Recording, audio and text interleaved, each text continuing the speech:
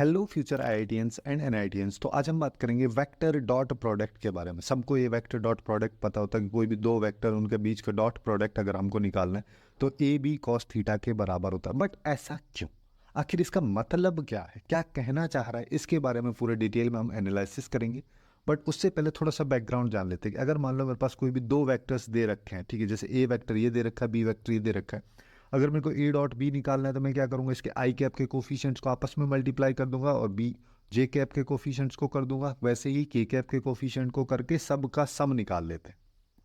But वहीं पे अगर दूसरे तरीके से दे रखा हो, मतलब इनके मैग्नीट्यूड और ए वेक्टर और बी वेक्टर के बीच का एंगल अगर मान लो अपने को दे रखा है, जैसे कि यहाँ पे 60 डिग्री दे रखा है, तो ये वाले फॉर्मूले की हेल्प से हम इसकी वैल्यू निकाल लेते हैं। बट ये कहना क्या चाहता है इसको समझो। देखो, सबसे पहली चीज जो बचपन में हम लोग पढ़ते आ रहे हैं कि 2 टाइम्स 3 है ना। 2 टाइम्स 3 हम कैसे करते थे? मान लो हमारे पास कोई भी दो चीज है, ये तीन चीज है, इनका दुगना करना है तो इतनी ही और ऐड कर देते थे, है ना। जैसे यहाँ पे 2 टाइम्स 3 का मतलब हमारे पास में क्या हो जाता है, जैसे 2 टाइम्स 3 मतलब यहाँ पे होगा 3 का दुगना। 3 का मतलब दुगना कर दो तो ये हो जाएगा 6। और इसको बचपन में हम कैसे करते थे कि पहले 3 लिखो और फिर 3 लिखो, दो बार लिखना है तो 6 हो जाता था, है ना। वैसे ही ये वाला एग्जाम्पल से भी हम समझ सकते हैं कि अगर मान लो मेरे पास 3 स्टार्स हैं और उनका 3 टाइम्स करना है तो 1 2 3 हो गया, प्लस में 1 2 3 प्लस 1 2 3, तो टोटल हमारे पास में 9 स्टार्स आ जाएंगे यहाँ पे, 7 8 और 9। अब इसका मतलब क्या है? देखो, यहाँ पे मैं कहना ये चाह रहा हूँ, जहाँ पे जब भी ये वैल्यूज, जैसे यहाँ पे एक वैल्यू है, यहाँ पे भी एक नंबर है, वैसे ही यहाँ पे ये नंबर्स हैं, यहाँ पे ये भी नंबर है ना। तो यहाँ से हमको क्लियरली समझ में आ रहा है कि हमको करना क्या है। बट वहीं पे थोड़ा अटपटा टाइप की चीज़ हो जाए, जैसे कि ये वाला एग्जाम, चेयर टाइम्स टेबल, मतलब चेयर्स को टेबल से मल्टीप्लाई करो। अब हमें क्या पता आउटपुट क्या आएगा, कि क्या कहना क्या चाहता है, इलॉजिकल सी बात हो गई। वैसे ही इसको एक दूसरे तरीके से भी समझ सकते हैं। मान लो हमारे पास दो पॉइंट्स दे रखे हैं यहाँ पे, ठीक है, दो कोऑर्डिनेट्स हैं, एक है 2 3 और दूसरा है -3 -2। अब बोलते कि इन दोनों को मल्टीप्लाई करो। अब इन दोनों को मल्टीप्लाई करने का मतलब क्या है, कुछ समझ में ही नहीं आ रहा है ना। अब जैसे इनको हम पॉइंट्स के रूप में डिनोट करें, मान लो 2 3 जो है उसको मैं ए पॉइंट मान लेता हूँ, है ना। ए पॉइंट मान लिया और मेरा यहाँ पे ए पॉइंट आ गया, ये ए पॉइंट आ गया। वैसे ही -3 -2 को मैं बी पॉइंट मान लेता हूँ और ये मेरा बी पॉइंट यहाँ पे आ गया। अब इन दोनों को मल्टीप्लाई करने का मतलब भी क्या हो रहा है, कुछ समझ में ही नहीं आ रहा है कि करना क्या है ना। वही चीज़ है कि यहाँ पे ये सारी चीज़ें अगर जब सेम डायरेक्शन में होंगी, सेम चीज़ को रिप्रेजेंट कर रही होंगी, तभी जाके हम इनको मल्टीप्लाई कर सकते हैं। जैसे अभी थोड़ी देर में समझ में आएगा। जैसे मान लो हमारे पास में ये एक ट्रक है, ठीक है। अब मान लेते हैं ये ट्रक कहीं ना कहीं फंसा हुआ है। अब इस फंसे हुए ट्रक को एक क्रेन की हेल्प से हम निकालना चाह रहे हैं ना। तो क्रेन जो है, ट्रेन पता नहीं कहाँ से आई यहाँ पे, क्रेन जो है वो इसको मान लो इस डायरेक्शन में पुल कर रही है ना। ये फोर्स लग रहा है। अब इसका फोर्स तो यही है, क्रेन के द्वारा।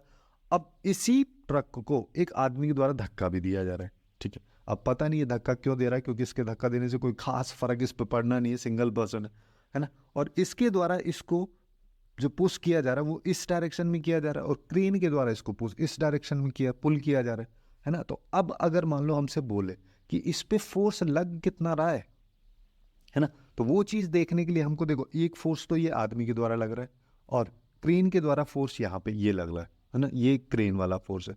अब इसको निकालने के लिए हमको ये दोनों चीज़ जो है, क्रेन वाला फोर्स और आदमी वाला फोर्स, दोनों सेम डायरेक्शन में होने चाहिए, तभी जाके तो हम बता पाएंगे। वैसे तो कुछ इलॉजिकल ही बात है। वैसे ही इसको ऐसे समझ लो। देखो, जैसे मान लो मेरे पास कोई ए वेक्टर है ना।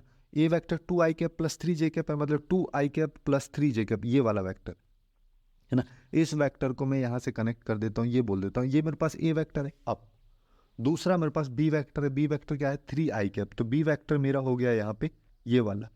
अब ये बी वेक्टर, अब मैं पूछता हूँ कि इन दोनों को मल्टीप्लाई करने पर वैल्यू क्या था। अरे इन दोनों को मल्टीप्लाई करने पर वैल्यू आएगी ही कैसे, क्योंकि ये तो इलॉजिकल सी बात है, एक सेम डायरेक्शन में ये चीज़ है ही नहीं।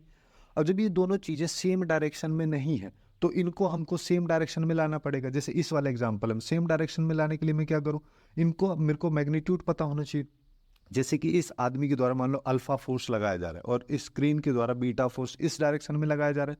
अब मेरे को इन दोनों के बीच का एंगल भी पता होना चाहिए कि दोनों के बीच का जो ये एंगल बन रहा है ये एक्चुअली में कितना एंगल है। मान लो ये थीटा एंगल है ना।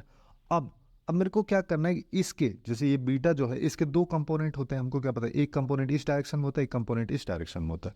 ठीक है, ऊपर वाला कंपोनेंट बीटा साइन थीटा हो जाएगा अगर एंगल थीटा है तो, और नीचे वाला बीटा कॉस थीटा हो जाएगा। अब अब हम देख सकते हैं कि इस डायरेक्शन में, एक सिंगल डायरेक्शन में दो फोर्स लग रहे हैं। एक तो आदमी का फोर्स लग रहा है प्लस, और एक फोर्स लग रहा है क्रेन का। आदमी का फोर्स यहाँ पे अल्फा है और क्रेन का फोर्स है बीटा कॉस थीटा।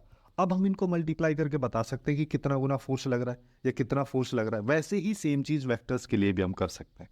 कैसे कि इसका, ये तो केवल वेक्टर क्या है, मैग्नीट्यूड होता है, डायरेक्शन होता है। अब यहाँ पे मेरे को इसके केवल और केवल मैग्नीट्यूड से मतलब है। मान लो मैं इसका मैग्नीट्यूड बोल देता हूँ, ये है ए वेक्टर का, और इन दोनों के बीच का, ए वेक्टर और बी वेक्टर के बीच एंगल को डिनोट करने के लिए इस तरीके का सिंबल का यूज किया जाता है। ये एक्चुअली में एंगल को बताता है ना। तो इन दोनों के बीच का एंगल मान लेते हैं थीटा है। अब देखो, और ये जो नीचे वाला है इसका मैग्नीट्यूड बी है।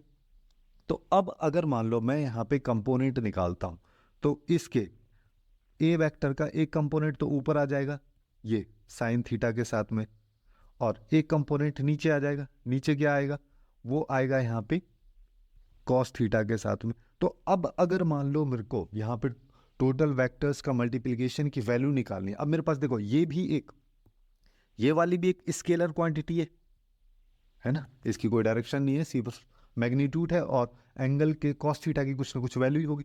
और ये भी मेरे पास एक स्केलर क्वांटिटी है। तो मैं केवल और केवल वही चीज़ मैं कहना चाहता कि सिंगल डायरेक्शन में होना, मतलब कि स्केलर क्वांटिटीज़ को ही हम मल्टीप्लाई कर सकते हैं। तो अब ए डॉट बी को मैं एक्चुअली में क्या लिख सकता हूँ कि ये एक्चुअली में बी वेक्टर का मैग्नीट्यूड तो है ही, उसके साथ साथ यहाँ पे ए वेक्टर का मैग्नीट्यूड और उसके कंपोनेंट या प्रोजेक्शन की वैल्यू यहाँ पे है। तो यहाँ पे हमारे पास में क्या आ जाएगा, ए डॉट बी जो है वो magnitude of A vector magnitude of B vector into cos theta, ये फाइनली वैल्यू आती है। इसका बेसिक मीनिंग जो है वो ये निकल के आता है कि यहाँ पे एक वेक्टर का प्रोजेक्शन दूसरे वेक्टर पे क्या होगा। ठीक है, यहाँ पे दूसरे वेक्टर पे क्या होगा, तभी जाके हम उनको मल्टीप्लाई कर सकते हैं। इसी वजह से यहाँ पे जो बचपन में हम लोग सीखते आ रहे हैं 2 टाइम्स 3 4 टाइम्स 3, ये सारी वैल्यूज हमारे पास फाइनली निकल के आ जाती थी, क्योंकि सब कुछ एक ही डायरेक्शन में चल रहा था। वहीं पे खिचड़ी अलग तरीके से अगर पके, मतलब चेयर्स मल्टीप्लाई बाय टेबल, है ना, तो इसका तो कोई लॉजिक ही नहीं बनता। इस वजह से ही यहाँ पे ये सारी चीज़ें होती हैं। तो आज के लिए बस इतना ही। Hopefully you guys find it useful.